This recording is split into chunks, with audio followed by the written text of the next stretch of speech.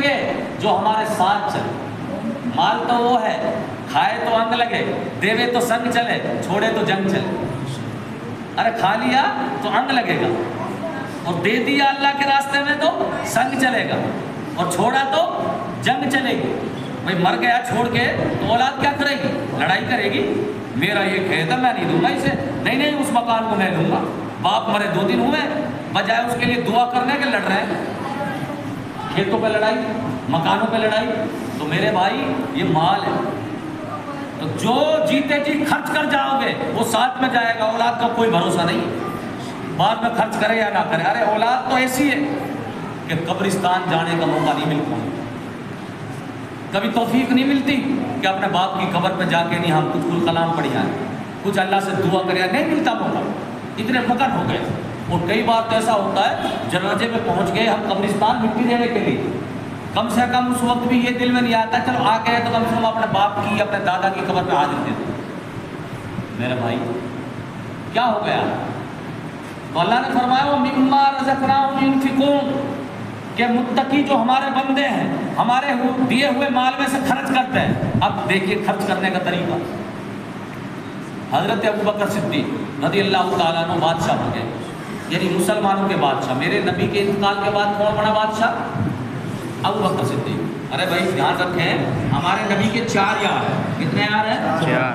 پہلا ہمارے نبی کے انتقال کے بعد آپ کا خلیفہ یعنی بادشاہ کون بنا؟ ابوبکر صدیق رضی اللہ تعالیٰ عنہ پہلے۔ دوسرے نمبر پہ جب حضرت ابوبکر صدیق کا انتقال ہوا تو فاروق اعظم، حضرت فاروق اعظم کا انتقال ہوا تو عثمان شاہ، بہت بڑھیا۔ اور چوتھے نمبر پہ اگر کون آئے؟ حضرت علی، 4۔ تو سیدنا صدیق اکبر خلیفہ بادشاہ۔ ایک آدمی آیا ملک شام سے، بڑا قرضمان کی بیچارہ، پریشان حال۔ اس نے سوچا یار سیدنا صدیق اکبر ہے، بادشاہ بن گئے ہیں، میں چلوں جا کے، مسلمان تو مسلمان ہو، وہاں مدد ضرور ہو۔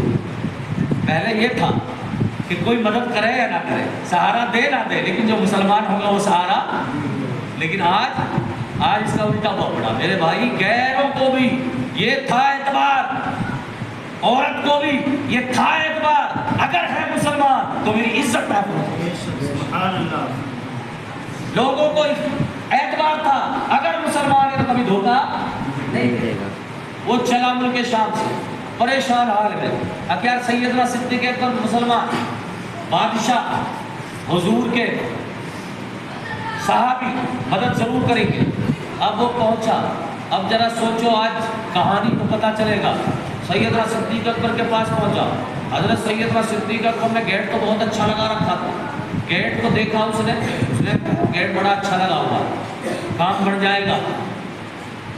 اندر گئے، سیدنا صدیق اکبر اکیلے میں لے گئے، کہا کہ بتاؤ، کہا جی میں قرضمان ہو گیا ہوں، میں نے بزنس کیا تھا گھاٹا ہو گیا، لوگ روزانہ مجھے پریشان کر رہے ہیں، قرض دے رہا ہے، کچھ مدد ہو جائے مہربانی، آپ تو بادشاہ ہیں۔ سیدنا صدیق اکبر رضی اللہ تعالیٰ عنہ کی آنکھوں میں آنسو آ گئے، کہا کہ آج تک میرے در سے کوئی خالی نہیں گیا، میں بادشاہ ضرور ہوں لوگوں کی نظر میں، اور یاد رکھنا میں نے اپنا چھپا رکھا معاملہ، مجھے دنیا کو نہیں دکھانا ہے، گیس میں نے ضرور لگا رکھا ہے، ذرا میرے ساتھ اندر چل۔ اندر گیا، حضرت سیدنا صدیق اکبر نے دکھایا، چارپائی نہیں تھی گھر کے اندر، ایک تو چارپائی تھی ٹوٹی، کہا کہ ذرا دیکھ میرے کنڈیشن، تو یہ سوچ رہا ہے کہ میں جھوٹ بول رہا ہوں، میں جھوٹ نہیں بول رہا، میرے چون کی ٹنکی کو دیکھ رہے، آٹا نہیں ہے، اب کھا لیا شام کا پتہ نہیں اللہ کا انتظام کرے گا، اس وقت میرے پاس کچھ نہیں، لیکن یہ بات باہر میں پتہ نہ کسی، کیونکہ میرا رب میرے لیے انتظام کرتا، دنیا والوں کو مجھے نہیں دکھانا۔ ہاں تو آیا ہے اتنی دور سے پریشان ہو کر، خالی نہیں جائے گا، تو حضرت عثمان کے پاس چلے جانا، حضرت عثمان کے پاس چلے جانا۔ کہا صاحب کچھ نام وغیرہ لوں آپ کا؟ کہا نام لینے کی ضرورت نہیں، بس وہاں بتا دینا اپنی ضرورت، اب میری فلاں ضرورت، تیرا کام ہو جائے۔ اب یہ بندہ ڈرتے پوچھتے حضرت عثمان غنی کے پاس پہنچا، دروازے پر پہنچا، کبھی دیکھا نہیں حضرت عثمان، کوئی جان نہ پہچان۔ آج اگر چلے جائیں کسی کے گھر پہ، آج اگر آ جائے کوئی سائل سوال کرنے والا، چاہے اپنے کے لیے بھیک مانگے یا کوئی چندہ لینے آ جائے مدرسہ یا مسجد سے تو پتہ نہیں کیسے کیسے تارا مل جاتا ہے. بوڑھا ڈھول رہا ہے بوڑھا,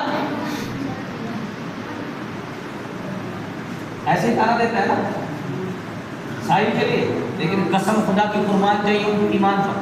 حضرت عثمان غنی اندر ہے, یہ بندہ دروازے پر پہنچتا ہے, پہنچنے کے بعد ہمت نہیں ہو رہی, اب دروازے میں جیسے داخل ہوا تو حضرت عثمان غنی اپنے لڑکے سے لڑ رہے ہیں. لڑکے سے کیوں لڑ رہے تھے؟ کیونکہ دودھ میں شہد زیادہ ملا دیا. اپنے بیٹے سے کہہ رہے ہیں کہ بیٹا اتنا شہد تو نے ملا دیا, اگر کم ملاتا تو یہی شہد کل کام آ جاتا تیرے.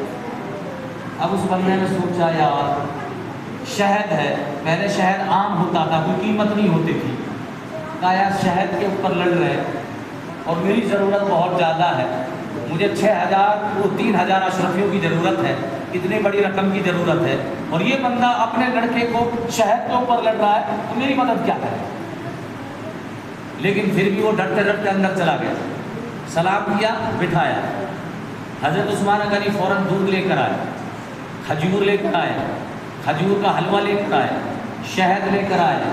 ابھی بندہ سوچ رہا ہے یار اپنے لڑکے سے تو لڑ رہے تھے, اب زیادہ شہد استعمال مت کر, میرے لیے دودھ بھی حاضر کر دیا, شہد بھی حاضر کر دیا, کھجور بھی حاضر کر دیا, کھجور کا حلوہ بھی حاضر کر دیا. کھا لیا, فارغ ہو گئے. فارغ ہونے کے بعد ابھی بندے نے کچھ کہا نہیں. ذرا سوچو اللہ والوں کا معاملہ, ابھی کہا نہیں. اب وہ کچھ کہنا چاہ رہا تھا. حضرت عثمان غنی نے فرمایا کہنے کی ضرورت نہیں ہے, باہر تیرا اونٹ تیار ہے, میں نے تیرے بچوں کے لیے کپڑے بھی رکھ دیے, 6,000 اشرفیہ بھی رکھ دیے. ذرا سوچو. اب وہ بندہ کبھی اونٹ کی طرف دیکھتا ہے, کبھی عثمان غنی کی طرف دیکھتا ہے. کہا حضرت میں نے تو کچھ کہا بھی نہیں, آپ کو کیسے معلوم؟ کہا اس گہرائی میں مت جاؤ, اس گہرائی میں مت جاؤ. کہا حضرت مجھے تو 3,000 اشرفیوں کی ضرورت ہے اور آپ نے 6,000 اشرفیہ. کہا کہ 3,000 تو قرضے میں دے دے گا, تیرے گھر میں بھی تو ضرورت ہے. نعرہ تکبیر, نعرہ رسالت, نعرہ اہل سنت, نعرہ تکبیر, نعرہ رسالت. ذرا سوچو اللہ والوں کی شان